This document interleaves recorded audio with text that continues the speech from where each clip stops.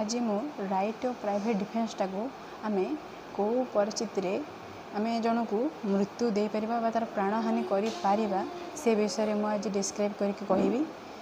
आमर आईपीएस रो section 100 describe करिछि कि when the right of private defense of the body extend to causing death अर्थात केउ परिस्थिति रे शरीर आत्मरक्षा अधिकार मृत्यु घटवा पर्यंत संप्रसारित हुए।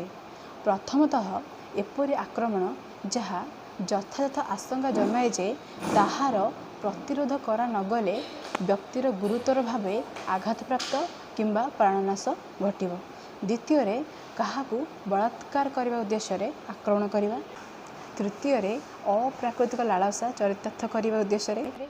चतुर्थ रे हरण चाल करवा किंबा नेई पळेबा उद्देश्य रे कोनोसी आक्रमण करवा।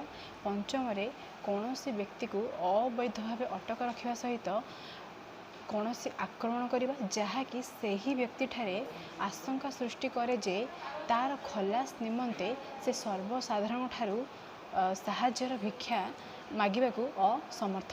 सप्तम रे एसिड फिंगिबा किंबा एसिड खुआबा निमंते चेष्टा करबा जहाँकि गुरुतर भावे आशंका बढ़ाए। एई परिस्थिति रे आमको जे आक्रमण करे बा आक्रमणकारी को आमे मृत्यु दे पारिबा किंबा तार प्राण विनाश करि पारिबा।